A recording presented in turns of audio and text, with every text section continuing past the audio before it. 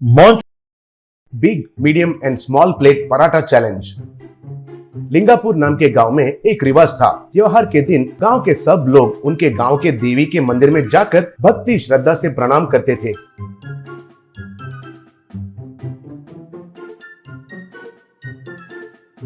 बाद में गांव के देवता को बकरी बलि देकर उधर ही मटन करी बनाते थे। ऐसे भी 3 तरह के पराठे बनाते थे, छोटा साइज का, मीडियम साइज का और बड़ा साइज का बनाकर उनको एक टेबल के ऊपर रखकर बगल में मटन करी रखते थे। ये सब माता को प्रसाद चढ़ाने के बाद वहां पर एक प्रतियोगिता होता था। गांव का मुखिया माता को एक आखिरी बार प्रणाम करके, गांव वाले, आप सबको इस प्रतियोगिता के बारे में तो पता है ना। आज ये प्रतियोगिता रखना हमारा गांव का रिवाज है। छोटा पराठा खाया तो 1 मार्क, मीडियम खाया तो 2 मार्क और बड़ा खाया तो 3 मार्क मिलेंगे। जो भी सबसे ज्यादा मार्क्स लाएगा उनको 1 लाख रुपए का इनाम मिलेगा। आइए आकर इस मुकाबला में भाग लीजिए। वहाँ पर रखा हुआ पूरे पराठे खत्म होने तक ये मुकाबला रहेगा, कहकर याद में रखिए। कहा।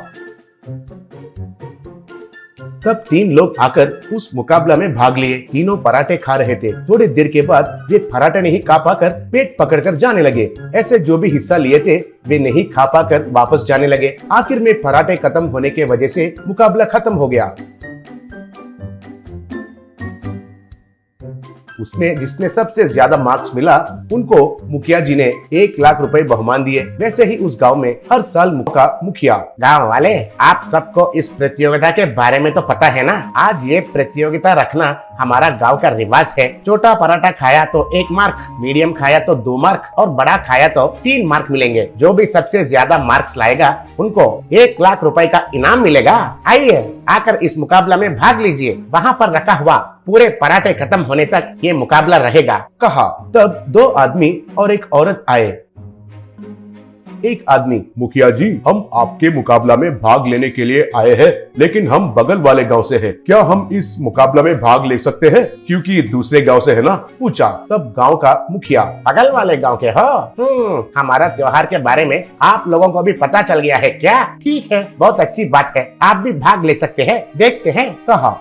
वैसे वे तीनों मिलकर पूरे पराठे और मटन। अरे वाह, शाबाश गांव वाले, इन तीनों ने इस मुकाबला को जीत लिया है। ये देखकर बहुत खुशी हो रहा है। ये लीजिए आपका इनाम के पैसे, कहकर दे रहा था। तब वो औरत, किसको चाहिए रे तुम्हारा ये पैसा? पैसों को तुम ही खुद जहाँ चाहिए वहाँ रख लो, बोली। तब गांव का मुखिया, क्या है बेटी, मर्यादा के बिना ऐसे बात कर रही हो? ये अच्छी बात नहीं है। कहा। तब एक आदमी, क्या अच्छी बात नहीं है रे?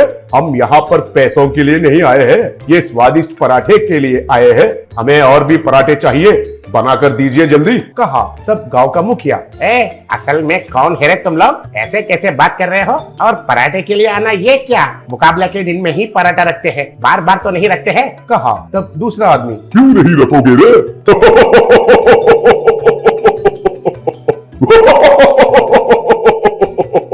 कहकर सब राक्षस के रूप में बदल गए। सब मिलकर जोर से हंस रहे थे। ये देखकर सब लोग डर गए। फिर राक्षस, हमें रोज ये पराठे और मटन करी चाहिए। अगर बनाकर नहीं देंगे तो आप सबको खा लेंगे। कहकर हंसा। तब औरत राक्षस, हाँ, कल यही समय पर आएंगे। हमारा खाना तैयार रहना चाहिए। चलिए चलते हैं। कहकर सब राक्षस चले गए।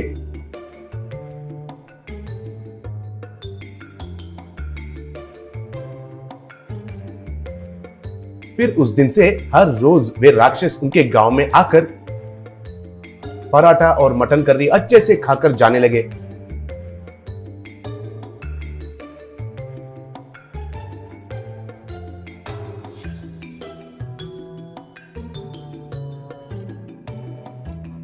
थोड़े दिन के बाद लोगों को बहुत गुस्सा आने लगा।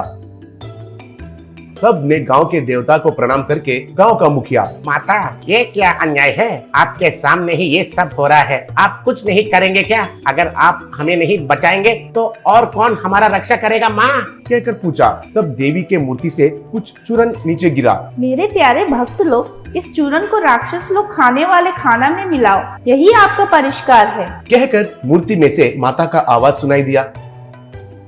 वैसे ही अगले दिन पराठा और मटन करी में गांव का मुखिया ने उस चूरन को मिलाया। फिर राक्षस लोग आकर वो खाना खाए। बस वे सबको पेट दर्द आकर पेट पकड़कर बाप रे पेट में दर्द, बाप रे पेट में दर्द कहकर वहां से भाग गए।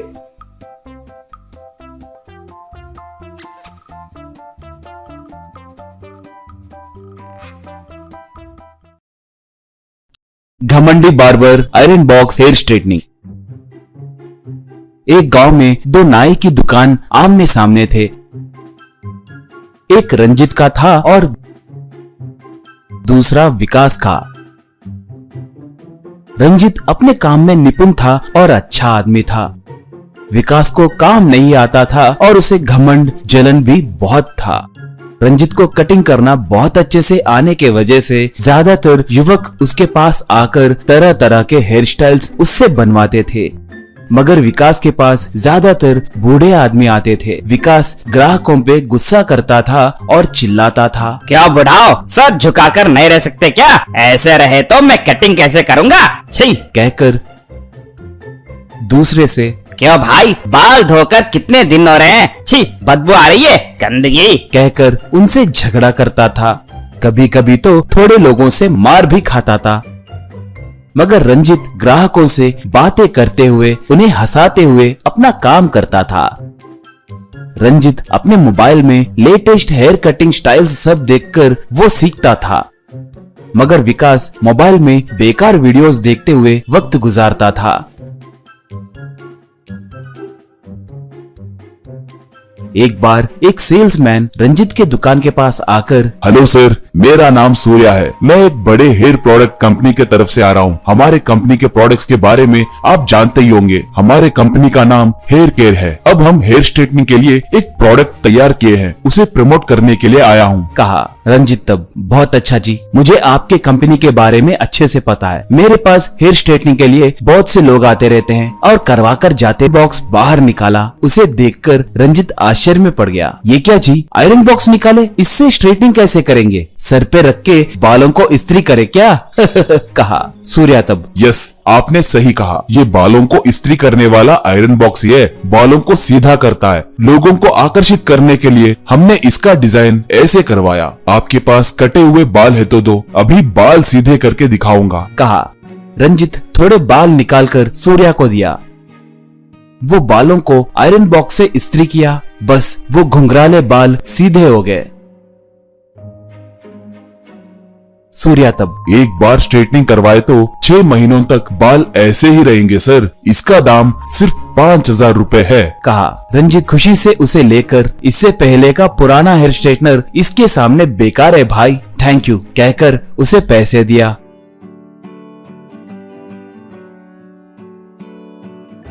और तब से वहां आए ग्राहकों को उसकी मदद से बाल सीधे करने लगा।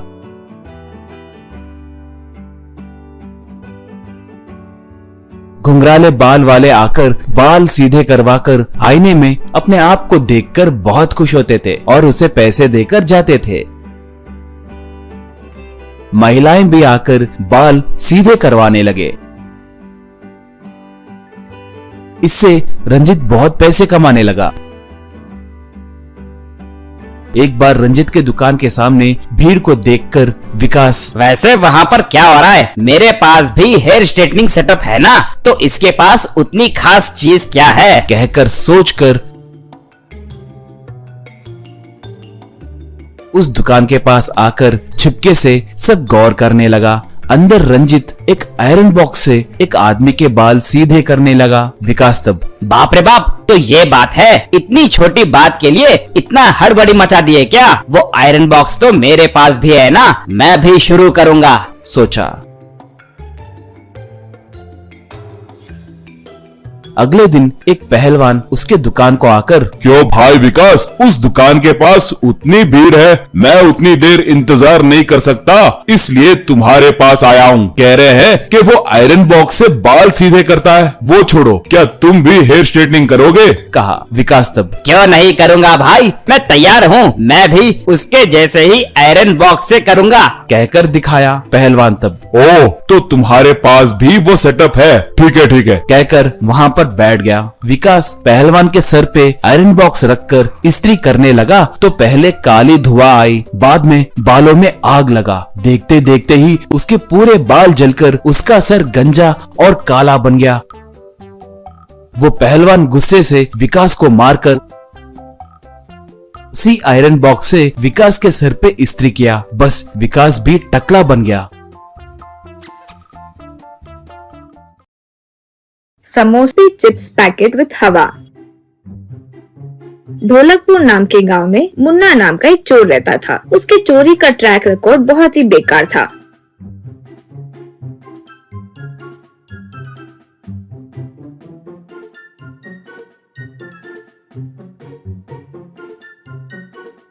दस चोरी करता तो कम से कम 9 घरों में पकड़ा जाता और खूब मार खाता था। फिर आखिर में जेल आ जाता था।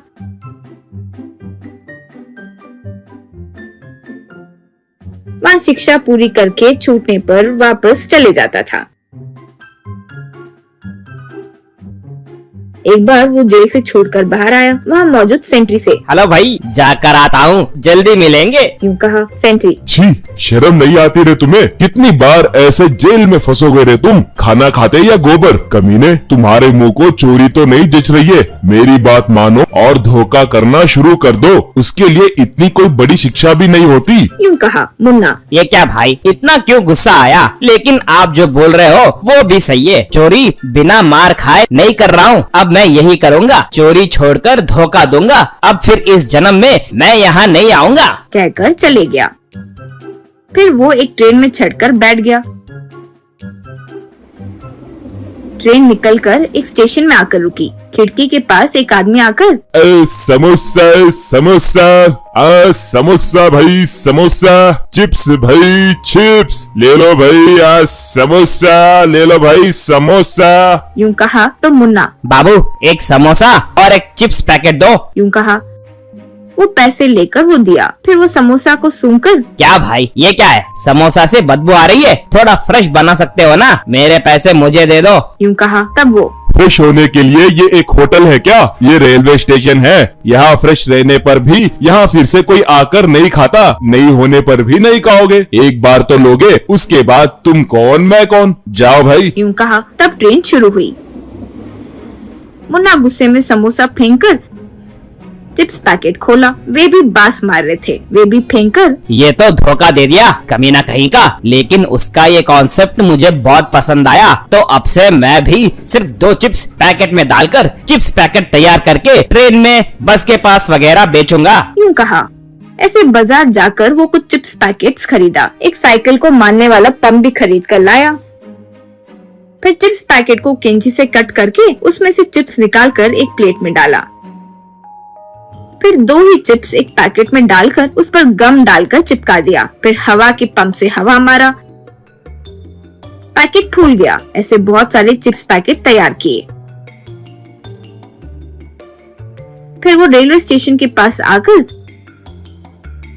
ट्रेन खिड़की के पास घूमते हुए, चिप्स भाई चिप्स ले लो, चिप्स ले लो भाई, चिप्स चिप्स, हवा चिप्स, ताजा ताजा हवा चिप्स, यूँ पुकार रहा था। तब एक आदमी पैसे देकर, हवा चिप्स बोल रहे हो? वो क्या है भाई, कोई नई कंपनी है क्या? मुन्ना, नहीं सर, हवा चिप्स यानी ये खरीदते ही पैकेट खोलकर नहीं खाना चाहिए, तब वो स्वादिष्ट नहीं होते हैं। वही अगर ट्रेन चलते हुए खोले तो हवा आती है ना, तब उस हवा में बहुत स्वादिष्ट होता है, इसलिए हवा चिप्स कह रहा हूँ। यूँ कहा। वो मान गया।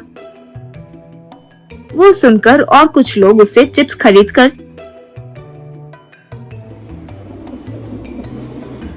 ट्रेन जाने के बाद सब लोग, आहा, अब हवा अच्छे से आ रही है, कहकर पैकेट्स ओपन किए। उसमें देखे कि सिर्फ 2 ही चिप्स थे।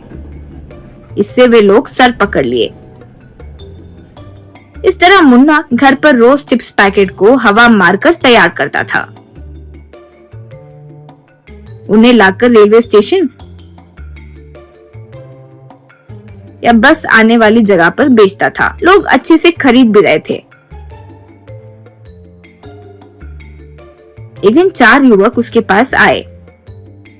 एक, भाई हवा चिप्स तुम ही बेचते हो क्या? बड़े स्वादिष्ट है, यूं हमारे गांव में सुना है। दिखाओ, हमें 4 पैकेट दो। यूं कहा। मुन्ना घबराकर, ये ट्रेन में बस में जाने वाले लोगों को ही पसंद होती है जी, बाकी टाइम अच्छे नहीं होते। यूं कहा। तब वो, अच्छा होना नहीं अच्छा होने के लिए वो कोई ड्रेस थोड़ी है, दो दो कहकर चारों 4 चिप्स पैकेट लेकर ओपन किए। अंदर देखे तो 2 चिप्स ही दिखे। तब वो, उठ रे मुन्ना, अब तुम जिंदगी में नहीं सुधरोगे क्या? हम पुलिस वाले हैं, कुछ अच्छा काम करके जी सकते हो ना, ये बेकार का क्या काम करते रहते हो? चलो अब स्टेशन। यूं बोले। फिर उसे पुलिस वाले जेल में ले आए। वहाँ मौजूद सेंट्री को देखकर मुन्ना, देखा ना भाई, चोरी छोड़कर धोखा करने पर भी क्या होता है, फिर से पकड़ लिए। यूं कहा। तब सेंट्री, छी, तुम्हारी बेकार जिंदगी किसी काम की नहीं है। कहकर उसकी बेइज्जती किया। So expensive price avocado farm in forest, avocado chicken। Ramnagar नाम के गांव में कुलदीप नाम का व्यक्ति रहता था। वो एक ठेले में चिकन करी और रोटी बेचा करता था। उसका एक सब्जियों का फार्म भी था। उसमें कई किस्म के सब्जियां उगाता था। वो एवोकाडो भी उगाता था। कुलदीप का एक बेटा था पप्पू। वो जरा मंद बुद्धि का था। उसे खाने का भी बहुत शौक था। उसका एक अजीब शौक था। वो घर में जो मुर्गियां घूमती थी उन्हें पकड़कर वो ले जाता और सब्जियों के फार्म में छोड़ता। फिर वहीं उसे काटकर वो चिकन पकाकर वहीं खाता था। उसका जब भी जी करता वो यूं मुर्गियों को पकड़कर ले जाता और सब्जियों के फार्म में जाकर उन्हें पकाकर खाता था। यूं एक दिन वो मुर्गी ले आया और सब्जियों के फार्म में उसे पकाते हुए, जब देखो यही टमाटर प्याज इनके साथ ही चिकन पकाना होता है, भाई कुछ नया चीज होना चाहिए। यूं सोचकर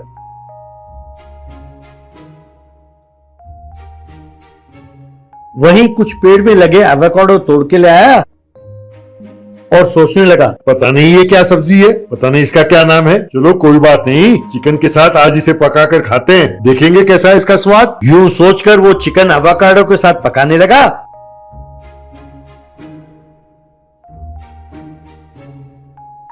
और उसे खाने लगा। उसे खाकर, अरे वाह क्या स्वाद है, आज तक मैंने इतना स्वादिष्ट चिकन कभी नहीं खाया। पता नहीं ये क्या सब्जी है, लेकिन आज से इसी के साथ मैं चिकन पकाकर खाऊंगा बस। यूं उसने सोच लिया।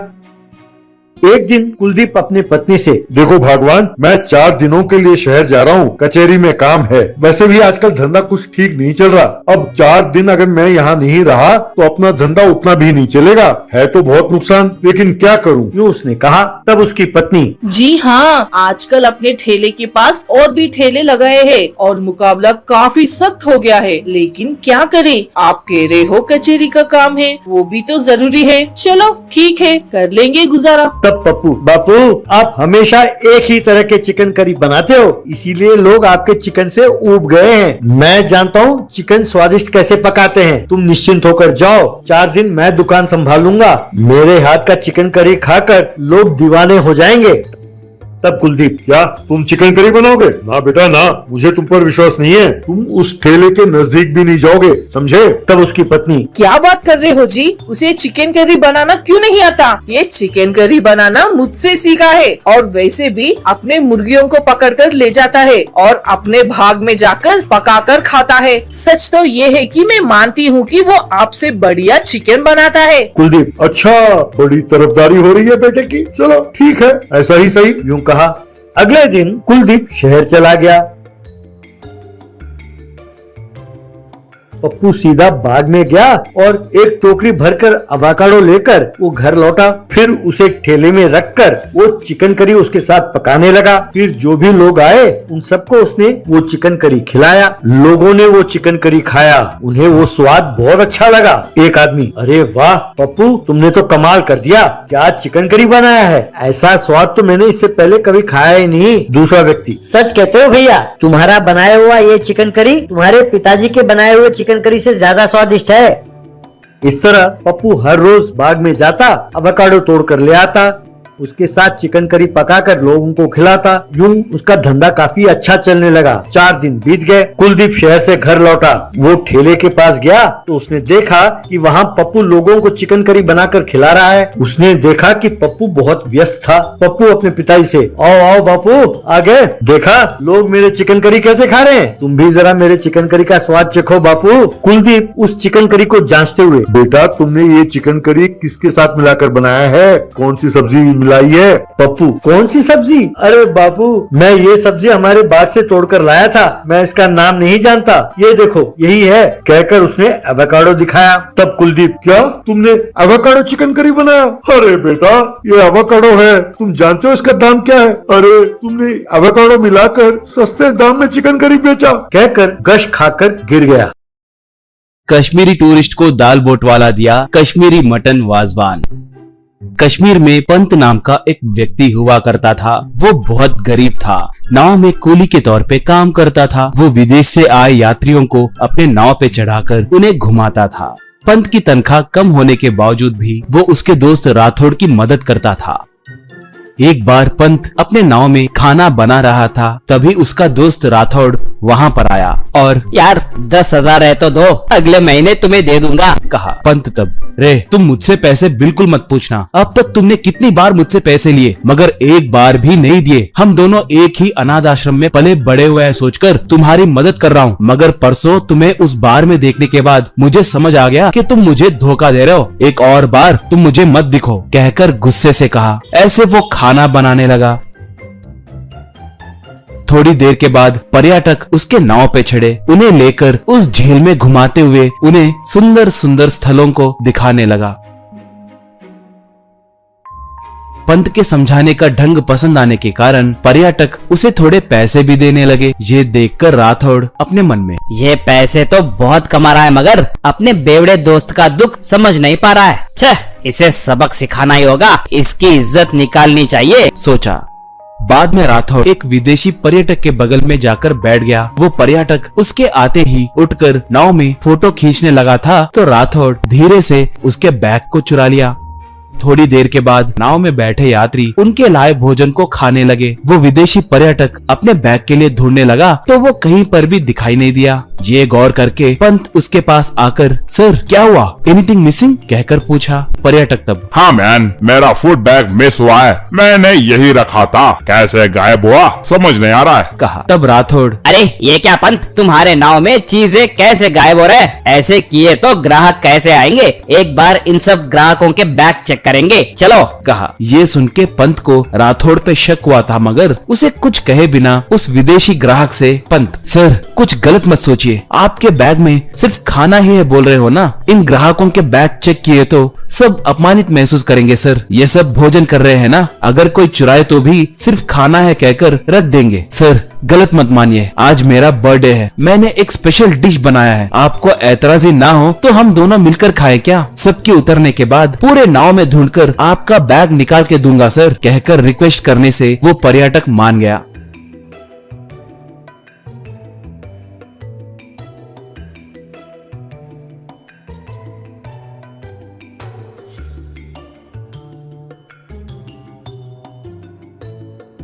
अब पंत उसके बनाए फूड सेटअप को लाकर उस ग्राहक के सामने रखा। दोनों पंत के बनाए मटन वाजवान को खाने लगे। ऐसे वो मटन वाजवान पूरा खत्म हो गया। उसे खाने के बाद पंत से वो विदेशी पर्यटक, सॉरी मैन, मैंने तुमसे ज्यादा खाया, तुम्हारा हाथ का खाना बहुत अद्भुत है। वो क्या था? मटन वाजवान ना, वो बढ़िया है, और आज तुम्हारा बर्थडे है बोले थे ना, मैं तुम्हें एक अच्छा गिफ्ट दूंगा, कहकर उठ के राठौड़ के छुपाए बैग को लाया। उसमें से बहुत से पैसे निकालकर देने लगा। पंत वो पैसे नहीं लिया। अब पंत से वो ग्राहक, तुम्हें ये पैसे लेना ही होगा, तुम्हारे लिए नहीं, तुम्हारे साफ दिल के लिए। ब्रदर तुम बहुत अच्छे आदमी हो, तुम जैसे अच्छे लोग जिंदगी में तरक्की किए तो तुम्हारी आर्थिक स्थिति अच्छी होगी, तब तुम बहुत लोगों के काम आओगे। तुम अपने आसपास के लोगों के इज्जत के बारे में भी सोचते हो, मुझे वो बहुत अच्छा लगा। और तुम्हारा दोस्त एक चोर है जानते हुए भी उसका अपमान करे बिना चुप है, है। Very good. एक बात याद रखना, इसके जैसे निकम्मे को कभी भी अपने बगल में मत रखना, ये तुम्हारा नुकसान ही करेगा। कहा। बाद में वो विदेशी पर्यटक जो भी था वो सब नाव में बैठे लोगों से कहा। लोग तालियां मारकर उसे जन्मदिन की शुभकामनाएं दिए। थोड़े दिनों के बाद ग्राहकों के दिए पैसों से पंत एक अच्छा नाव खरीदकर कम पैसे लेकर ग्राहकों को घुमाने लगा। स्टील डब्बा साइकिल वाला अनलिमिटेड ब्रेकफास्ट 50 रुपीज। एक गांव में जनक राज नाम का एक गरीब व्यक्ति रहता था। वो अपने साइकिल में नाश्ते से भरे डब्बे और चाय से भरे केतली रखकर उसके ऊपर एक बोर्ड लगाता था, अनलिमिटेड ब्रेकफास्ट 50 रुपीज, और वो साइकिल ले जाकर गांव भर में घूमता हुआ नाश्ता और चाय बेचता था।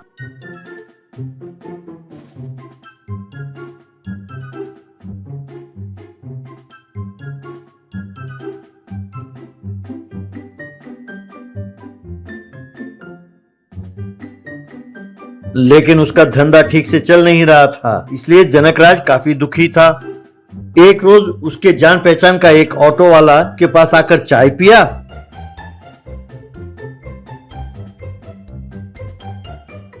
और चाय पीने के बाद थोड़ी दूर आगे जाके भूतों की गुफा कहकर चिल्लाने लगा। तभी दो कॉलेज के स्टूडेंट्स उसके पास आए और कहने लगे, भैया काफी देर से हम बस का इंतजार कर रहे हैं, कोई बस इस तरफ आता ही नहीं, और किसी ऑटो वाले से पूछो तो कहते हैं कि वापसी का भी किराया दो तभी हम आएंगे। भाई हम नहीं देंगे वापसी का किराया, बस भूतों के गुफा तक का किराया देंगे, आना है तो बोलो। यूं पूछा। तब ऑटो वाले ने कहा, ठीक है बैठिए, कहकर उसने ऑटो स्टार्ट किया।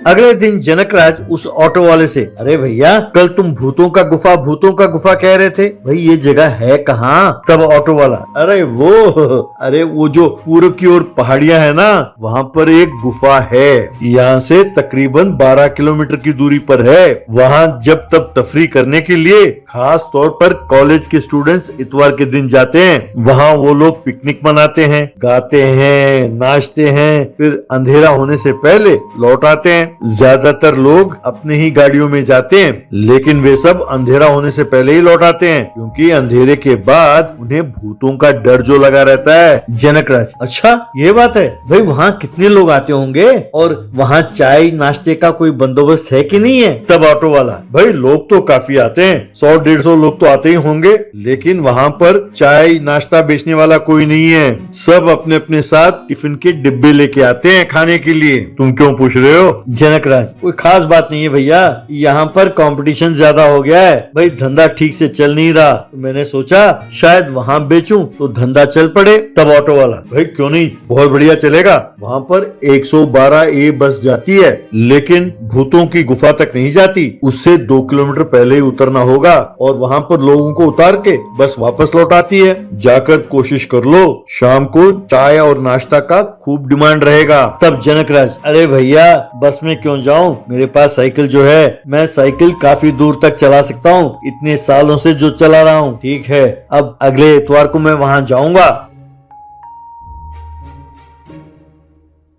वहाँ भूतों के गुफा के पास बच्चे बूढ़े सब पिकनिक मना रहे थे, नाच रहे थे, गा रहे थे, मौज मस्ती कर रहे थे।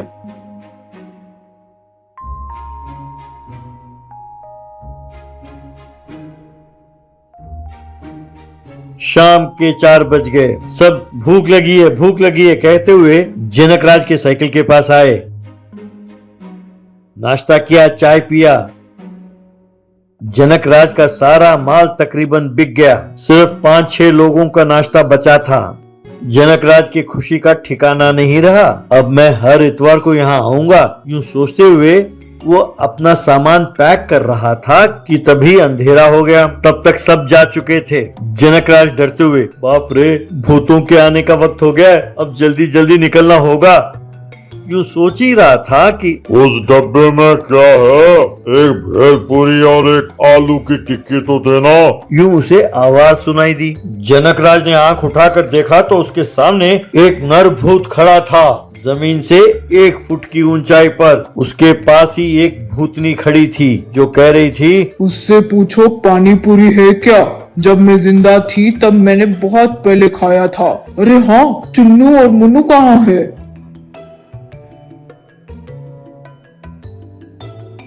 वहाँ नजर दौड़ाया तो दो छोटे छोटे भूत पिकनिक में जो लोगों ने खाना छोड़ दिया था उसे उठाकर चाट कर खा रहे थे।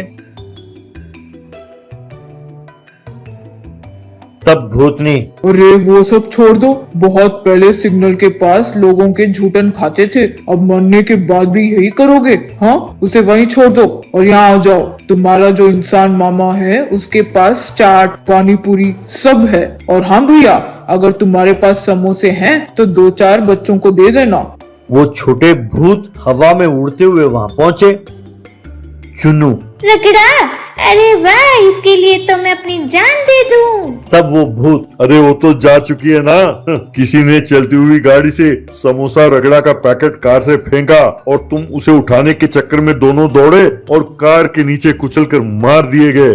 तब तुम्हारी माँ और मैं तुम्हारे पीछे दौड़े दौड़े गए तो हमें एक ट्रक ने कुचल दिया। ये सब अब यादें बनकर रह गई हैं। यूं कहा। ये सुनकर जनकराज जो तब तक थर थर कांप रहा था कहने लगा, अरे ये तो अफसोस की बात है, तुम लोग यूं खाने के लिए मरे। तब भूतनी भूत से, अब ये सब बातें क्यों याद कर रहे हो? अरे भैया, जरा जल्दी से वो चाट बनाकर दो ना, हम चाट के लिए बहुत दिनों से तरस रहे हैं। जनकराज ने उन्हें वो सब दिया जो उन्होंने मांगा।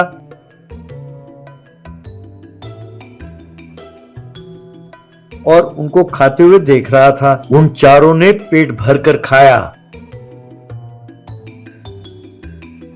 फिर भूतनी जनकराज से, भाई साहब, आपका दिल बहुत बड़ा है। जब हम जिंदा थे तब भी हम लोगों से डरते थे, मरने के बाद भी डरते हैं। वैसे तुम्हें देने के लिए हमारे पास रुपये पैसे नहीं हैं, लेकिन 1 मिनट जरा ठहरो। कहकर उसने हवा में हाथ घुमाया। उसके हाथ में एक हीरों का हार प्रकट हुआ और उस भूतनी ने जनकराज को देते हुए कहा, ये ले जाओ भैया और इसे भाभी के गले में पहना दो और भाभी से कहना कि ये भूतनी ननंद ने दिया है।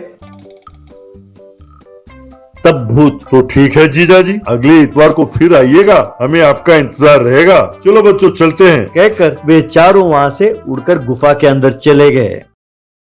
Rainy day special recipes, spicy egg rice पकोड़े। सरोज नगर में देवकी बद्री नाम के पति पत्नी रहते थे। देवकी बहुत कंजूस थी, लालची भी थी। हमेशा कुछ न कुछ करके पैसे कमाना चाहिए यही सोचती रहती थी। इससे पति के साथ हमेशा लड़ाई करती थी। एक दिन देवकी के घर एक भिक्षा मांगने वाला आया। अब देवकी को देखकर वो, भिक्षाम देही माँ, भूख लग रही है माँ, खाना दो माँ, तुम्हारी पूरी जिंदगी खुशी से आराम से बिताओगी माँ, यूं कहा। तब देवकी, देखो, मैं तुम्हें बहुत बार बता चुकी हूँ कि हमारे घर के आगे मत आओ। फिर से आए तो तुम्हारी झोली में जो पैसे हैं वो सब मैं ले लूंगी, समझे? यूं बोली। तब से वो भिक्षा मांगने वाला वहाँ से चले गया। इतने में बद्री का भाई मुन्ना, उसकी पत्नी रेनू दोनों गाँव से वहाँ आए। उन्हें देखकर मन में देवकी, ये क्या कमीने फिर से आए, फिर से इनको खाना खिलाना पड़ेगा। वाह, क्या है कि इन लोगों का, यूं सोची। उसे देखकर रेनू, क्यों दीदी, हमें देखकर शौक हो गई हो ना? इस बार तो हम ज्यादा दिन रहने के लिए आए हैं, बहुत मजे करेंगे मिलकर, यूं बोली। तो उन्हें ले जाकर अंदर फ्रेश होने के लिए वो बोली। इतने में बाहर बारिश शुरू हुई।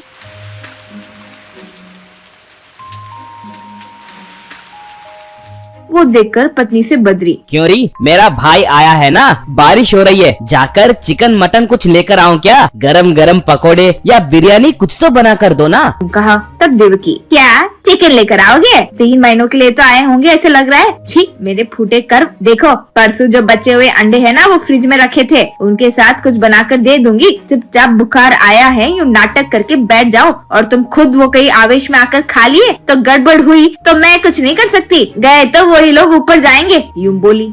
तो बद्री बस एक जगह पर बैठ गया। अब फ्रिज में मौजूद एग्स लेकर उसके साथ एग राइस बनाकर अंडों के साथ पकोड़े भी बनाई। उसके बाद फ्रेश होकर आए मुन्ना रेनू उस खाने को अच्छे से खाए और एंजॉय किए।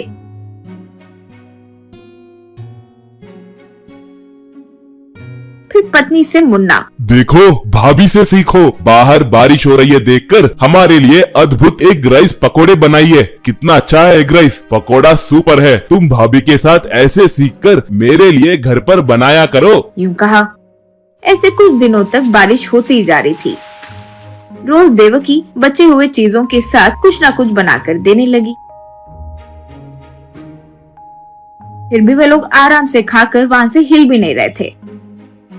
वो देखकर एक दिन पति से देवकी, देखो ये बारिश तो रुकी नहीं रही है। इन्हें देखकर लगता है कम से कम 6 महीने यहाँ से हिलेंगे भी नहीं। ऐसे रहा तो मुझसे नहीं होगा। कोई चूहे की दवाई मिलाकर दे दूंगी और प्लॉट तुमने ही डाला है क्यों पुलिस वालों को बोल दूंगी। सोच लो तुम ही। यूं बोली। तब बद्री, नहीं नहीं, तुम ऐसे निर्णय मत लो। एक आइडिया बोलता हूँ, घर में कोई चीज मत रखो। रोज सुबह हम बाहर चले जाएंगे, फिर रात को उनके सोने के बाद आएंगे। कुछ दिन ऐसे देखेंगे, फिर खुद ही बेजार होकर चले जाएंगे। यूं कहा। ये आइडिया पसंद करके देवकी ओके बोली।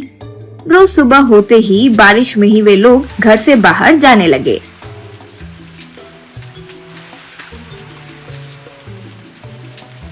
फिर रात को वापस घर आते थे।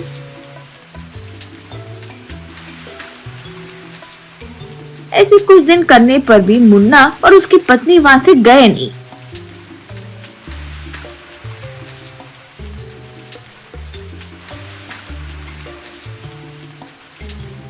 एक दिन उन्हें शक हुआ और देवकी रसोई में जाकर देखी तो रसोई पूरा भरा हुआ था। वो देखकर पति पत्नी आश्चर्य में पड़ गए।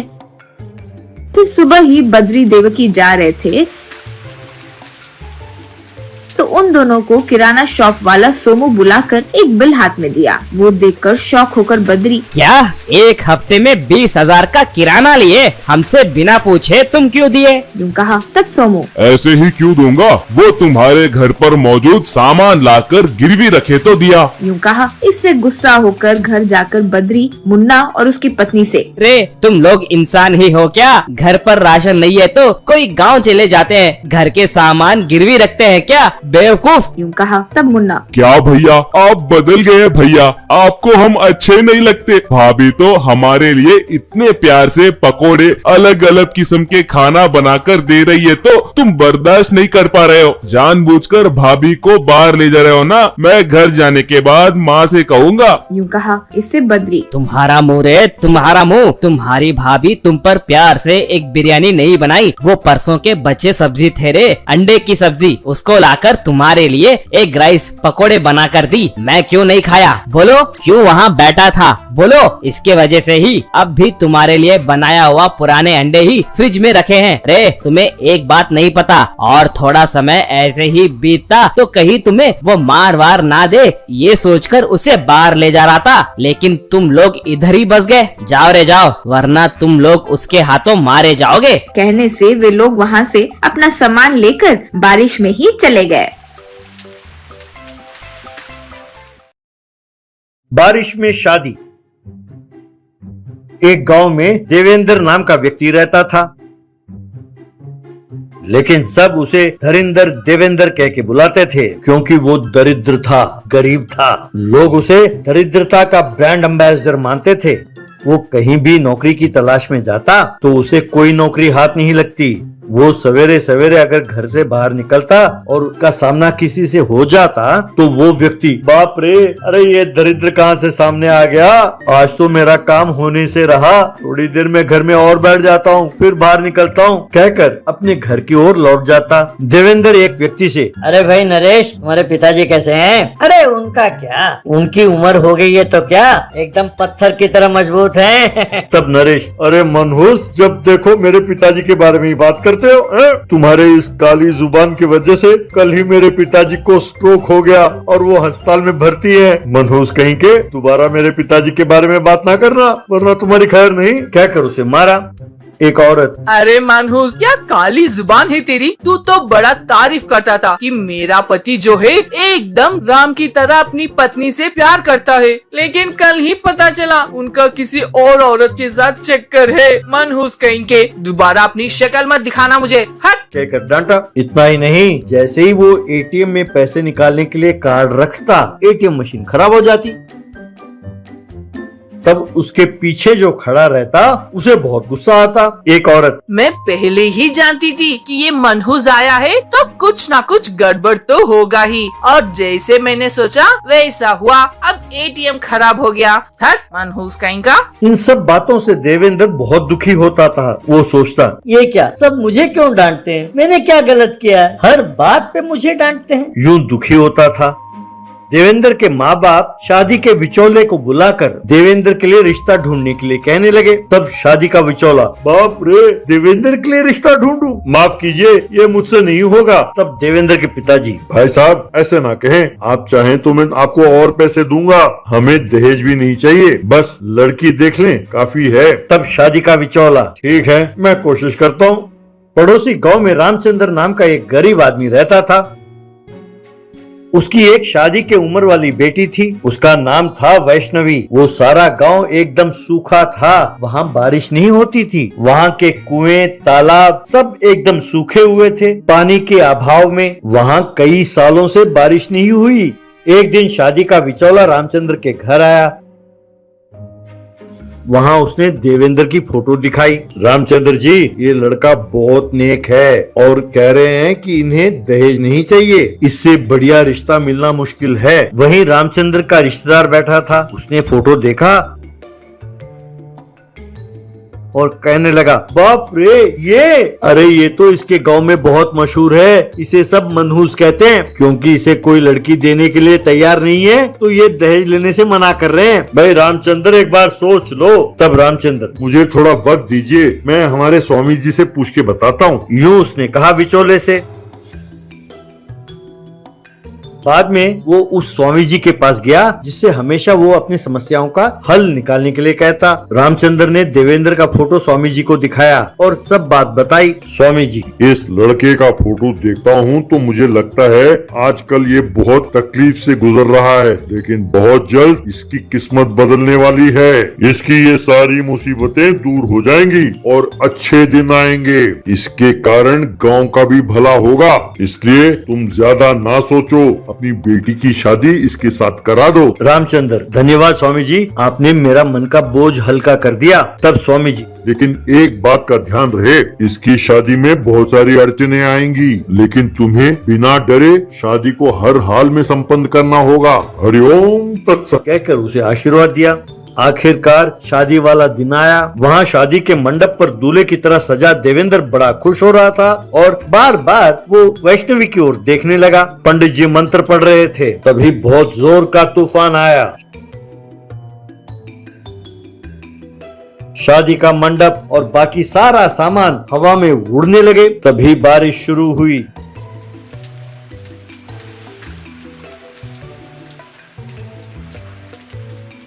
देखते ही देखते गांव में बाढ़ आ गई।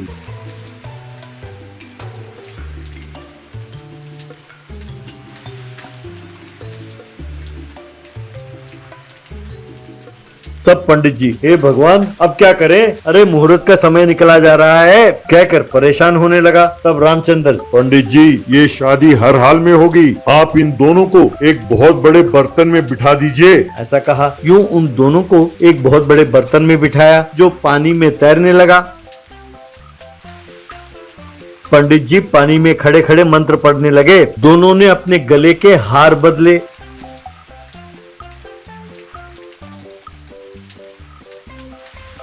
पानी में ही खड़े खड़े सबने उन दोनों को आशीर्वाद दी। बाढ़ की वजह से उस गांव के तालाब भर गए, कुएं में पानी भर गया। ये देखकर गांव वाले बड़े खुश हुए। रामचंद्र देवेंद्र से, अरे वाह दामाद जी, आपके पांव जैसे ही गांव में पड़े, गांव में पानी आ गया। ये तो गांव के लिए भला हो गया।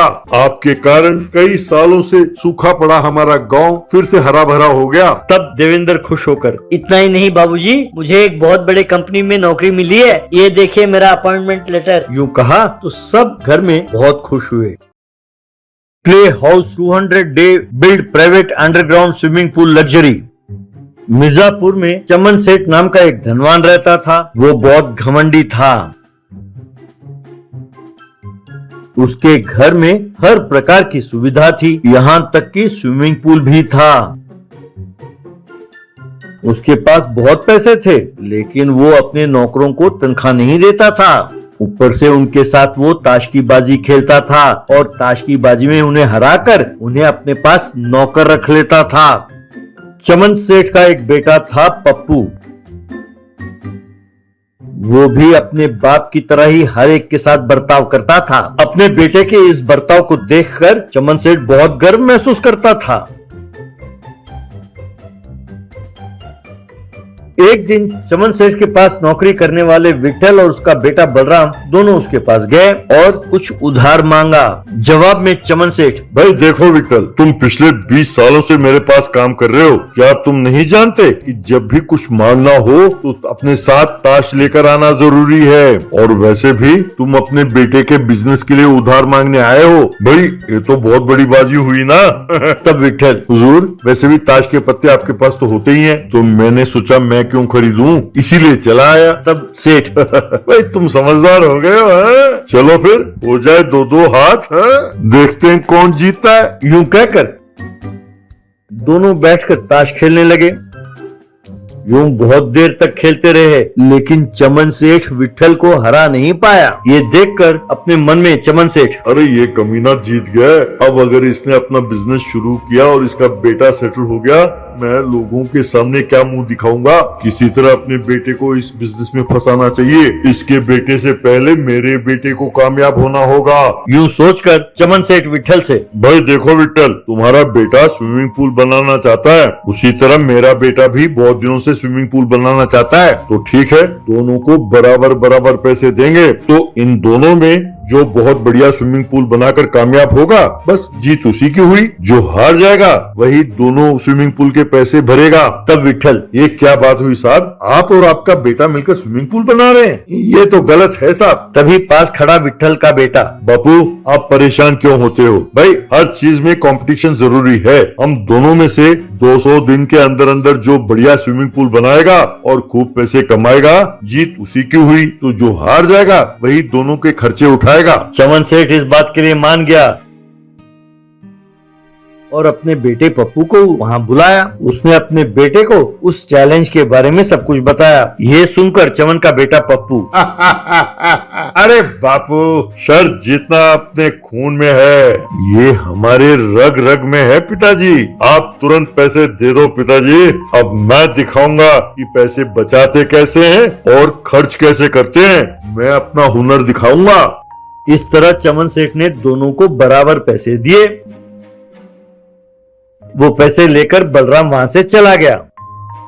उसके बाद अपने पिताजी के साथ मिलकर कुछ लोगों की मदद से उसने 100 ही दिनों में बहुत बढ़िया स्विमिंग पूल बनाया।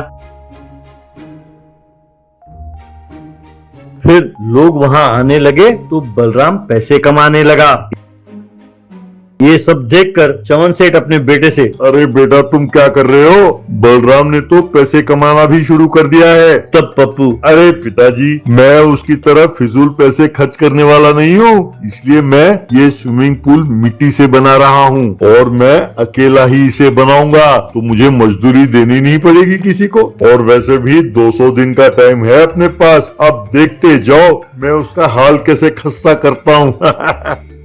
इस तरह पप्पू ने बहुत मेहनत किया और एक अंडरग्राउंड प्राइवेट स्विमिंग पूल बनाया।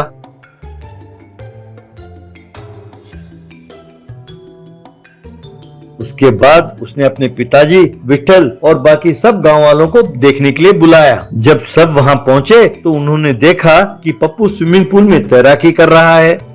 जब सब वहां पहुंचे तो पप्पू अपने पिताजी से, देखा पिताजी, क्यों ये स्विमिंग पूल आपको कैसा लगा? इसे कहते हैं लग्जरी स्विमिंग पूल। इस स्विमिंग पूल में तैराकी करने के लिए महीने के 25,000 रुपए भरने होंगे। ये देखकर बलराम और बाकी गांव वाले सब जोर से हंसने लगे। तब चमन सेठ अपने बेटे से, अरे नालायक निकम्मे, ये तूने क्या किया? 25,000 रुपए भर के कौन आएगा यहाँ पे तैराकी करने के लिए? तूने तो सारे पैसे बर्बाद कर दिए नालायक। अब वो विठल के पैसे भी वापस नहीं मिलेंगे। तू घर चल, मैं तेरी खबर लेता हूँ। तब बलराम, सेठ जी आपको टेंशन लेने की कोई जरूरत नहीं है। आपके पैसे कहीं नहीं डूबे। आप अपनी बातों से मुकर सकते हैं। हम नहीं, हम आपके पैसे लौटा देंगे। ये लीजिए पैसे। वैसे आप में भी बदलाव लाना जरूरी है सेठ जी। आपका बेटा बहुत हुनर वाला है। इस अकेले ने इतना बढ़िया स्विमिंग पूल बनाया। आप इस बात पे गौर नहीं कर रहे। आप उसका मुकाबला मेरे साथ करा रहे हैं। उसके नाकामयाबी के लिए आप ही जिम्मेदार हैं सेठ जी। जरा एक बार सोच के तो देखिए। तब Pappu, bro I love you bro, super dude. इतने सालों में तुम पहले आदमी हो जिसने मेरे हुनर को पहचाना। आई लव यू ब्रो कहकर वो स्विमिंग पूल से बाहर निकला और उसने बलराम को गले लगा लिया। ये देखकर चमन सेठ ने भी अपने बेटे के हुनर को पहचाना। इस तरह बलराम और पप्पू दोनों अच्छे दोस्त बने। इतना ही नहीं, उस दिन से चमन सेठ अपने नौकरों के साथ अच्छे से पेश आने लगा। बलराम के पास जो भी तैराकी करने आते वो पप्पू के स्विमिंग पूल के बारे में उन्हें बताता।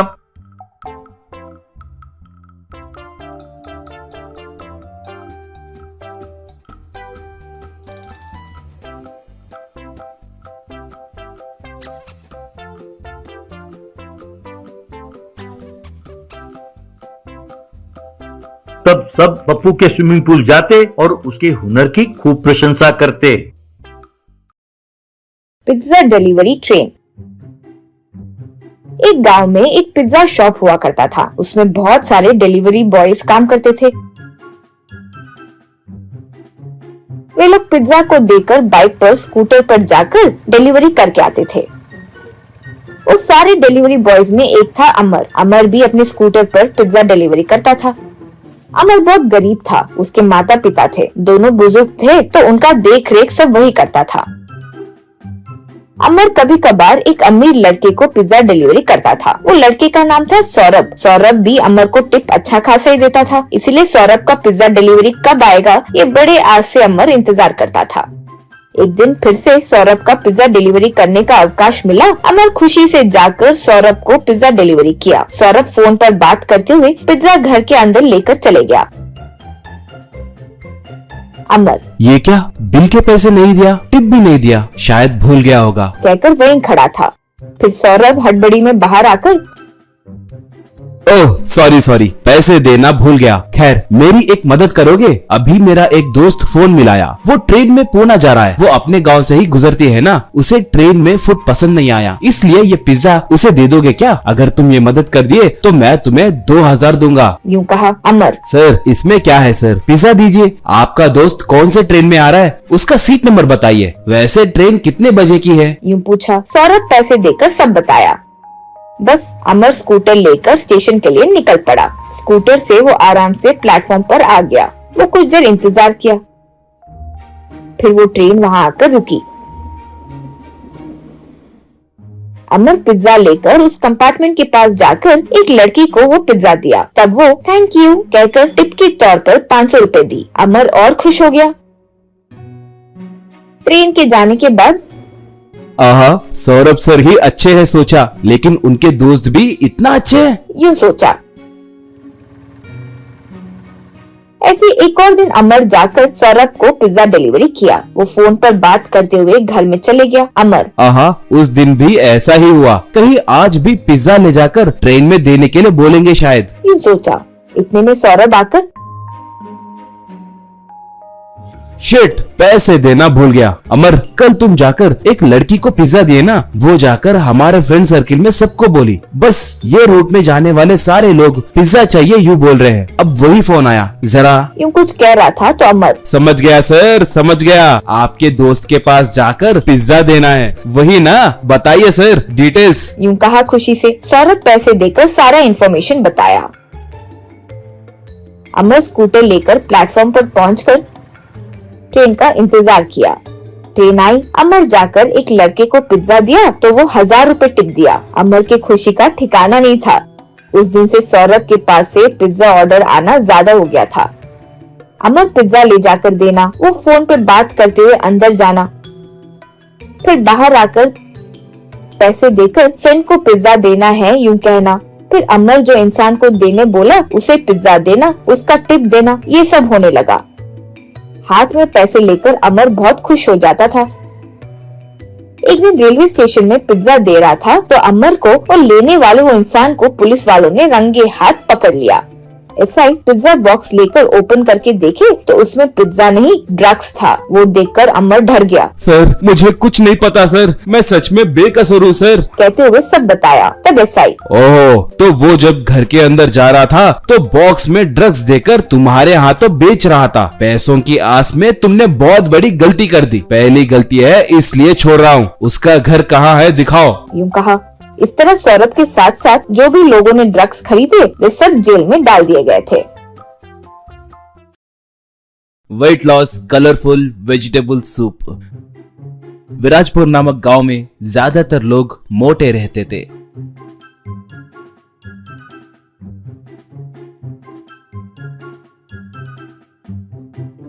उसी गांव में मिन्नू नाम का एक व्यक्ति हुआ करता था। वो जंगल में रहने वाले आदिवासी लोगों से दोस्ती करता था। वो जब कभी भी वहां जाता तो वो लोग उसे अच्छा शहद, तरह तरह के आयुर्वेदिक दवाइयाँ, जड़ी बूटियां देते थे। मिन्नू उन्हें लेकर कम दाम में ही लोगों को बेचता था।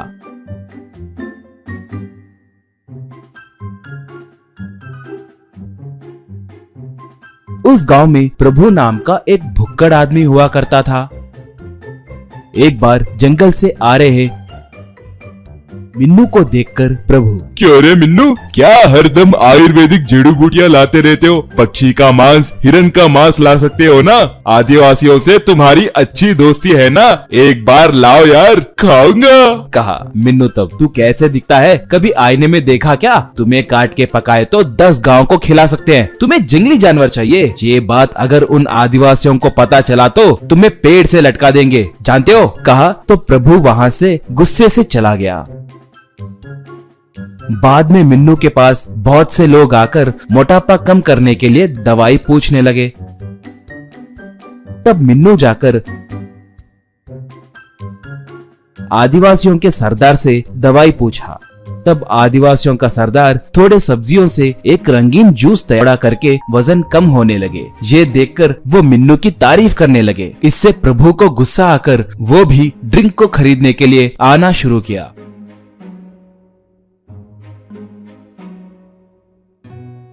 मगर वो वजन घटाने पे ज्यादा ध्यान रखे बिना जानबूझकर बिरयानी खाते हुए और मोटा बन गया। एक बार जब मिन्नू जूस देने लगा तब प्रभु आकर, देखिए ये मिन्नू सबको धोखा दे रहा है, इसने मुझे जूस दिया फिर भी मैं पतला नहीं हुआ, कोई भी उससे जूस मत खरीदिए। कहा। तब सरला नाम की एक महिला, देखो प्रभु, ये जूस पी के डाइट मेंटेन करना है, भूख को कंट्रोल करना है, तभी वजन घटेगा। वैसे मैं तुम्हें आए दिन उस बिरयानी होटल के पास देख रही हूँ, खूब खा रहे हो, बोली। मिन्नू तब, दीदी आप टेंशन मत लो, हमारे प्रभु का वजन घटाने की जिम्मेदारी मेरी है, तब तक मैं जूस नहीं बेचूंगा, कहकर उस जूस को बेचना बंद कर दिया। अगले दिन मिन्नू प्रभु से जंगली जानवरों का मांस खिलाऊंगा कहकर उसके लिए आदिवासियों के पास जाना है कहा। तब प्रभु बहुत खुश होकर मान गया।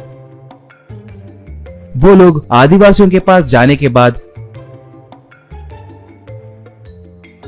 आदिवासियों के नायक से मिले। तब उनका नायक प्रभु को रंगीला जूस दिया। बाद में एकदम से उसके ऊपर अपना फालतू चीता को छोड़ दिया। बस चीता उसे खाने के लिए आते देख प्रभु मारे डर के एकदम से भागना शुरू किया।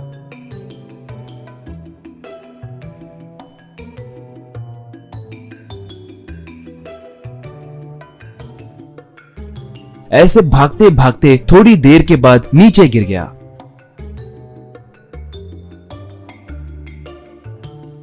चीता को उस पे वार करते देखकर नायक ने उसे रोक दिया। प्रभु मिन्नू से, हिरन का मांस खिलाऊंगा बोलकर अब मुझे मारने देख रहे हो क्या? मैं हमारे गांव जाऊंगा, मुझे छोड़ दो यार। कहा। तब आदिवासियों का नायक, देखो बेटा, जो भी इस जंगल में एक इच्छा के साथ आएगा तो वो पूरा होने के बाद ही जाएगा। उतना ही नहीं, हमारे परंपरा के अनुसार जो भी जिस जानवर को खाना चाहते हैं उसे ही उसका शिकार करना होगा। तब तक आपका भोजन सिर्फ ये जूस ही है। कहा। अब प्रभु कुछ कर नहीं पाया।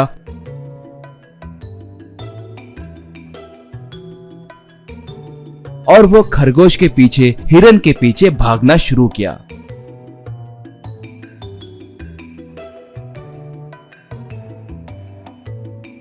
अगर वो थक जाता तो नायक उसके ऊपर चीता को छोड़ता था। बस प्रभु बिना रुके भागता था। ऐसे 20 दिन बीतने के बाद प्रभु पतला बन गया। आखिर में वो बहुत मेहनत करके एक जंगली मुर्गी को पकड़ पाया। वो लोग उसे पकाकर प्रभु को दिए। उसे खाने के बाद मिन्नू प्रभु को लेकर गांव को आया। पतला हुए प्रभु को देखकर गांव वाले आश्चर्य में पड़ गए। अब गांव में का एक आदमी प्रभु के पास आया और अरे प्रभु, तुम कितने किस्मत वाले हो, बहुत जल्दी वजन घटाए। यार पैसे चाहे जितना भी खर्च हो, मैं भी तुम्हारे जैसे आदिवासियों के पास जाके वजन घटाऊंगा, कहा। प्रभु तब नहीं, बिल्कुल मत जाना। इस गांव में कोई भी वहाँ जाने की सोचो भी मत। आराम से घर में बैठकर जूस पीते हुए वजन घटाइए। मेरी बात समझिए। बाप रे, जूस पिलाकर हम पर चीता छोड़कर पूरा जंगल भगाते हैं, वो नरक है। प्लीज यार, कोई मत जाओ, प्लीज भाई, कहकर रोते हुए बैठ गया। ये देखकर मिन्नू एकदम से हंसने लगा।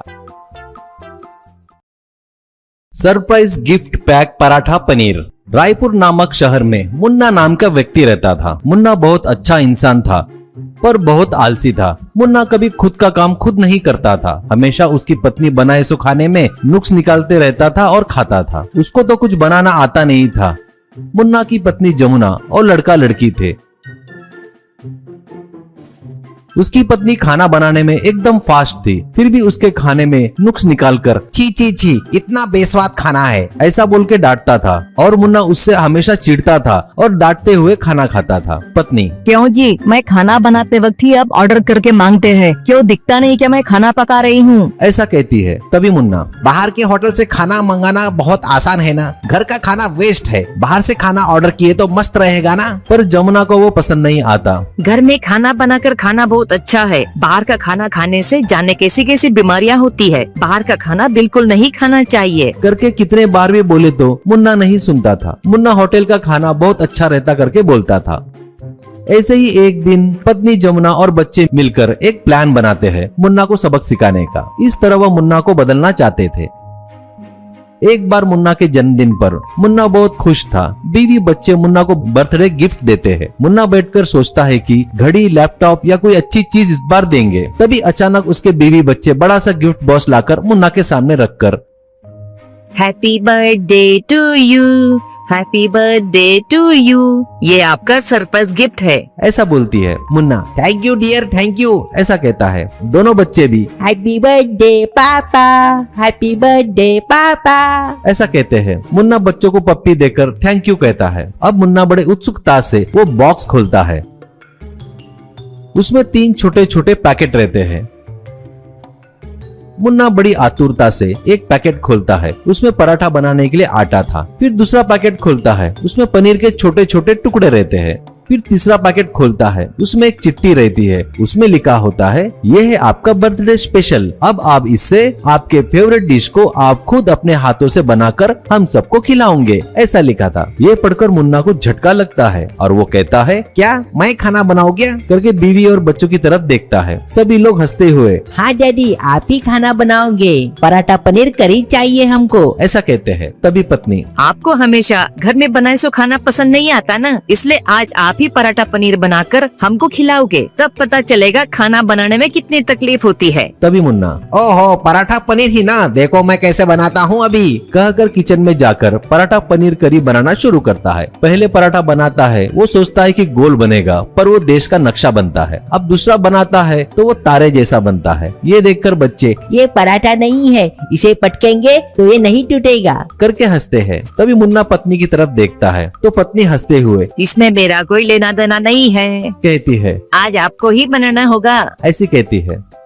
फिर वो पनीर को, टमाटर प्याज को आड़ा टेढ़ा काटता है। फिर पनीर करी बनाना शुरू करता है। करी में मिर्च बहुत ज्यादा डालता है और टेस्ट करता है तो उसे बहुत तीखा लगता है। तब वो, अरे बाप रे तीखा है, करके चिल्लाते हुए फ्रिज के पास जाकर एक बोतल निकालकर पानी पीता है और अपनी पत्नी से कहता है कि सच में खाना बनाना बहुत कठिन है, मैं मान लेता हूँ। तभी तुरंत जमुना किचन में जाकर बढ़िया आलू पराठा बनाकर लाती है। सब लोग मिलकर खाते हैं। बचे हुए आलू पराठे को बूढ़ों में और गरीबों में बांटते हैं। अब मुन्ना को अपनी गलती का एहसास होता है। इसके बाद से कभी मुन्ना बाहर का खाना ऑर्डर नहीं करता, जमुना बनाए सो खाना ही खाता है। इस तरह मुन्ना को बदलता देखकर उसके बीवी बच्चे खुश होकर भगवान को हाथ जोड़कर धन्यवाद करते हैं।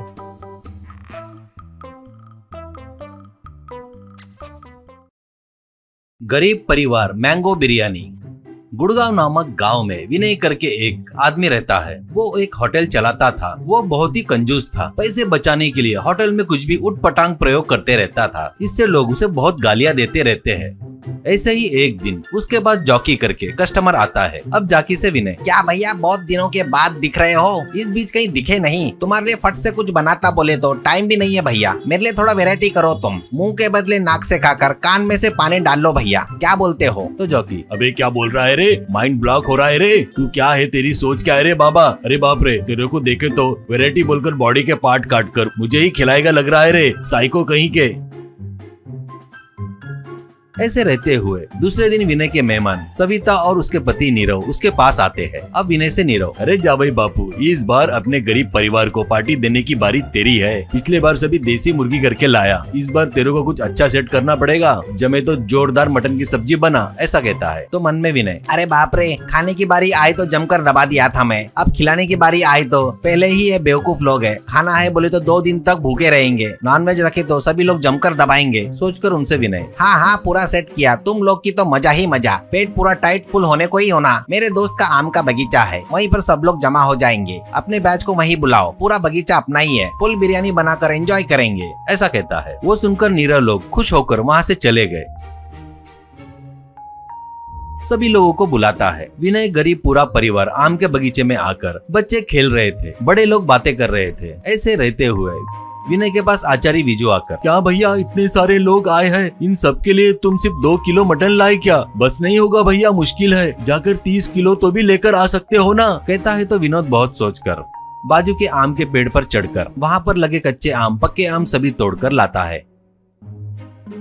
उसको देखकर विजू, भैया इन आमों से क्या करेंगे भैया? विनय, क्या करेंगे बोले तो क्या रे, मैं इससे मैंगो बिरयानी बनाने जा रहा हूँ। इसके खट्टेपन के कारण 4 निवालों से ज्यादा कोई नहीं खाएगा। 2 निवाले खाते ही फटाफट निकल जाएंगे रे यहाँ से, करके फटाफट आम काटना शुरू करता है। कच्चे आम पक्के आम सभी रहते हैं। वो देखकर विजू रोकने की कोशिश करता है तो भी वो नहीं सुनता। ये देखकर विजू डर के मारे वहाँ से भाग जाता है। कुछ देर बाद वो खाना बनाना शुरू करता है। वो बनाते वक्त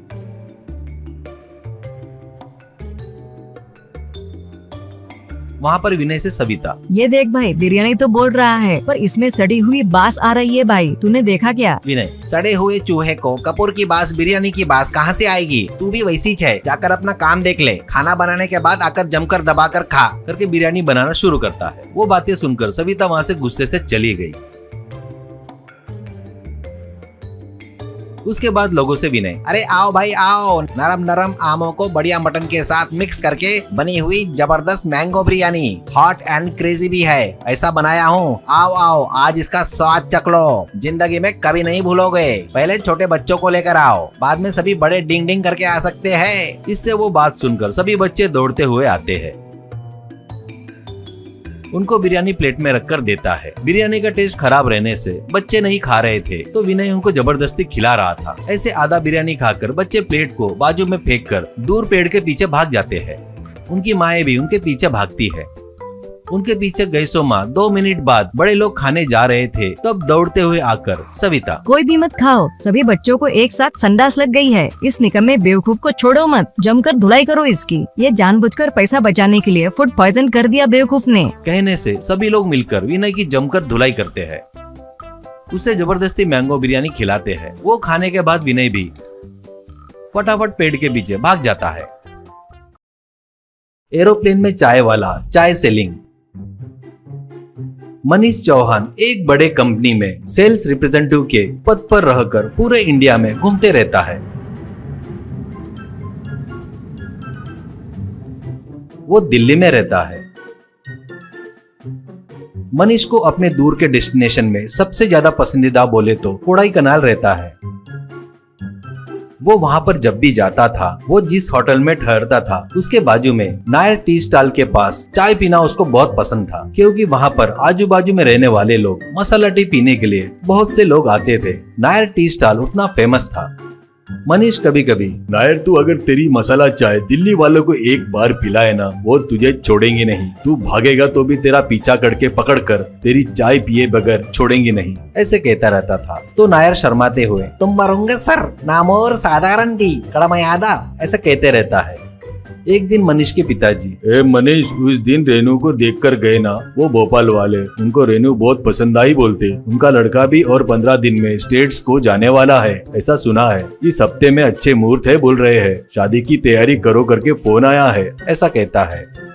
इससे घर में मनीष के बहन की शादी की तैयारी बड़े जोरों से चल रही थी। मनीष को नायर की चाय याद आकर पिताजी से, पिताजी 3 दिन की शादी है ना, और 3 दिन दूल्हे वालों को उस नायर के चाय का स्वाद दिखाने की सोच रहा हूँ, आपको पसंद है तो बोलो, ऐसा कहता है। पिताजी, ठीक है, उनको आने को बोल दे फोन करके, ऐसा कहते हैं। मनीष तुरंत फोन करके नायर से बात करता है। शादी और 2 दिन के बाद है, इसलिए फ्लाइट की टिकट भेज रहा हूँ, तू तुरंत आ जा, ऐसा कहता है। नायर बहुत खुश होकर, रम्मा संतोषम सर, इनका इदाजी फर्स्ट टाइम विमानतिला प्रयाणम, ऐसा कहता है। नायर अपना सामान लगेज में रखकर हैंडबैग में एक बड़ा प्लास्टिक टी पेपर फ्लास्क, थोड़े से गंजाई के पत्ते रखकर विमान में चढ़ता है।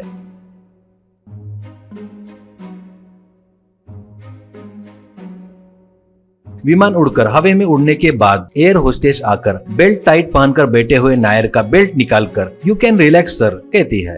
तभी नायर उठकर खड़ा होकर पूरे प्लेन को अच्छे से देख रहा था, तो एयर होस्टेस आकर what can I do sir करके पूछती है। नायर, इस विमान में पूरे कितने जन है जी, देख रहा हूँ, मेरे पास जो पेपर है वो पूरे पुरेंगे कि नहीं ऐसा देख रहा हूँ, कहता है। उसको कुछ समझ में नहीं आकर वो कैबिन की तरफ चली जाती है। तुरंत नायर 2 कप निकालकर प्लास्टिक में चाय डालकर, अरे आओ चाय ले लो जी, चाय मसाला चाय, गर्मा गर्म मसाला चाय करके चिल्लाते हुए घूम रहा था। सभी लोग बड़े आश्चर्य से देखते हुए 2 जन चाय लेकर पीते हुए वाह व्हाट अ टेस्टी चाय बोलते हुए पी रहे थे। वो देखकर मुझे भी करके बाकी लोग भी मांग कर पी रहे थे। नायर फिर से कप्स में चाय उनको देते हुए पैसे ले रहा था। तभी आकर एक air hostess what is this sir बोलकर आगे आ रही थी, तो एक जन खड़ा होकर एक गन निकालकर उस पर निशाना लगाकर all are hands up, this flight is under hijack करके चिल्लाता है। सभी लोग चीखने चिल्लाने लगते हैं। इतने में पीछे से एक जन खड़ा होकर वहीं खड़ी एक लेडी पैसेंजर को गन दिखाकर शट अप, नहीं तो 10 जनों को गोली से उड़ा दूंगा करके धमकाता है। उससे सभी लोग मुंह बंद करके डरते हुए इधर उधर देख रहे थे। इतने में नायर चाय के कप में गंजाई के पत्ते डालकर फट से उठकर खड़ा होकर चाय कप लेकर एक एक कदम चलते हुए चाय चाय चाय मसाला चाय ले लो भाई, ऐसा कहता है। इससे पहले नायर चाय बेचना, कुछ लोग लेकर पीना, बढ़िया है बोलना देखकर वो हाईजैक वाले वो चाय लेकर थैंक यू बोलकर पीते हैं। 10 मिनट बीत जाते हैं। गन पकड़े हुए हाईजैकर आराम से जमाई लेते हैं, फिर धीरे से नीचे घसर कर नशे में डूब जाते हैं। तुरंत 4 लड़के उन हाईजैकर के दोनों हाथ बांध देते हैं। सभी लोग नायर के हाथ उठाकर Nair hip hip hurray, Nair hip hip hurray करके चिल्लाते रहते हैं। अब नायर शादी में सबको चाय दे रहा था। सभी जन बहुत टेस्टी है करके चाय पी रहे थे। एक पुलिस इंस्पेक्टर आते हुए देखकर नायर डरते हुए मनीष के पीछे छुप जाता है। इंस्पेक्टर वो देखकर क्या छुपे हो, तूने किया सो काम हमको पता नहीं क्या, ऐसा कहता है। नायर, मुझे अरेस्ट मत करो सर, सर प्लीज, डरते हुए कहता है। इंस्पेक्टर, तेरे को क्यों अरेस्ट करूंगा, ऐसा कहता है। नायर, मेरे पास गांजा के पत्ते नहीं है सर, पहले ही फेंक दिया सर, कुछ कस्टमरों के लिए गांजा यूज करता हूँ सर, सभी के लिए नहीं सर, पर वो उस दिन वैसे काम में आएगी करके सोचा नहीं था सर, इसके बाद कभी भी गांजा चाय नहीं बेचूंगा सर, ऐसा कहता है। तभी आए हुए होम सेक्रेटरी हंसते हुए, तेरे गांजे की आदत ही 24 लोगों की जान बचाई, ये ले तेरे लिए 10 लाख का चेक, चाय में गांजा मिलाकर हाईजैकर को नशे में डुबाकर पकड़वाया ना, इसलिए ये चेक है करके चेक देता है। शादी वाले सभी नायर की जय, लॉन्ग लिव नायर करके जोर से चिल्ला रहे थे। पारदर्शी चक्की। श्रीनाथ चौहान उस गांव में पत्नी मंजरी और 6 साल की बच्ची अलेख्या के साथ एक छोटे से घर में रहता था। वो एक अच्छा पेंटर था। उसके खानदान में सभी लोग पेंटिंग करके औजार से मूर्तियां छिलकर बनाकर वो शिल्पकार को धनवानों को बेचकर बहुत ही इज्जत से जी रहे थे। वो ही प्रतिभा श्रीनाथ में आई। ज्यादा पढ़ाई नहीं किया, फिर भी अपने को जो कला आती है उससे पेंटिंग करके उसको आर्ट गैलरी में रखकर वहाँ पर आने वाले चित्रकला को चाहने वाले आकर कोई 10,000, कोई 15,000, कोई 25,000 में खरीदते थे। तो वो पैसे उसे 2 से 4 महीने तक उसके परिवार के लिए बस होते थे। पर हर महीने पगार मिलने वाली नौकरी वो कितना भी छोटी क्यों ना हो वो नहीं करता था। कब पता नहीं कौन सी पेंटिंग बिकेगी पता नहीं रहने से घर चलाने के लिए पैसों के लिए राह देखते रहता था। ऐसे ही श्रीनाथ का परिवार परेशानियां झेल रहा था। तो एक दिन फाइन आर्ट्स डिपार्टमेंट में काम कर रहे मुकुंद पंचोली करके आकर, अरे श्रीनाथ, अपने गांव में माजी जमींदार अभी अभी उनकी माँ मर गई। उनके सम्मान में उनके कुल देवता कामेश्वरी देवी का एक छोटा मंदिर और उस मंदिर में हर प्रकार की शिल्पकारी पेंटिंग बनवाकर वहाँ पर एक प्रार्थना स्थल बनाकर अपनी माँ का कर्जा चुकाना है करके मुझे बुलाए तो मैं गया था। जमींदार के महल में ही ये कंस्ट्रक्शन होने वाला है। उसके लिए अच्छे शिल्पकार और चित्रकार को पुलाव करके उस मंदिर को सुंदर बनाव करके वो काम मुझे सौंपे। मुझे तुरंत तेरी याद आई। 2 महीने तक तेरे को फुल काम रहेगा। श्रीनाथ बहुत खुश होता है। श्रीनाथ ही नहीं और भी 3-4 शिल्पकार मूर्तियां बना रहे थे। चल रहे काम को जमींदार कभी कभी आकर देख रहे थे। एक दिन श्रीनाथ एक पत्थर को एक देवी की मूर्ति में बनाने के लिए छिलते हुए मुकुंद पंचोली को बुलाकर, अरे सुन मुकुंद, इस पत्थर को कमर तक छिलने के बाद नाभि बनाने की जगह पर पत्थर बहुत ज्यादा बोल्ड है, अगर छिलूंगा ना तो टूटने का डर है। ये बात जमींदार को बताकर दूसरा पत्थर 2 बोलो, ऐसा कहता है। मुकुंद, अरे चुप चुप चुप, ऐसे तो अभी ऊपर छिल डाल। कल ही जमींदार तेरे पीछे खड़े होकर मूर्ति बढ़िया बन रही करके बोले, अभी ये दूसरा पत्थर चाहिए बोले तो तुझे नहीं खराब पत्थर लाया करके मुझे गाली देंगे। कैसे तो भी मैनेज कर, कहता है। श्रीनाथ पसंद नहीं होते हुए भी नाभि छिलना शुरू करता है, पर जो सोचा था वैसा ही हुआ। वो पत्थर नाभि के पास टूट जाता है। तभी उसी समय जमींदार आकर वो देखकर मुकुंद पर बहुत चिल्लाता है, तेरे को बताए तो तू अच्छा संभालेगा करके मुझे लगा। आलसी शिल्पकारों को बुलाकर काम सौंपा क्या? इसे और इस पत्थर को यहाँ से निकाल दे। ये पत्थर और शिल्पकार मुझे दिखने को नहीं होना कल से, ऐसा बोलता है। श्रीनाथ मेरी गलती नहीं है सर करके बोलने जाता है तो वो नहीं सुनता और वहाँ से गुस्से से चला जाता है। श्रीनाथ गीली आंखों से आधे बनाए सो मूर्ति को छोड़कर दुखी होकर जाते रहता है तो मुकुंद, ए रुक रे, उस पत्थर को भी तू ही ले जा। तू बहुत अच्छा शिल्पकार है करके बुलाकर काम दिया तो ऐसा कर दिया तूने। इस पत्थर को लेकर जा घर में रखकर पूजा कर ले करके मजाक उड़ाते हुए कहता है।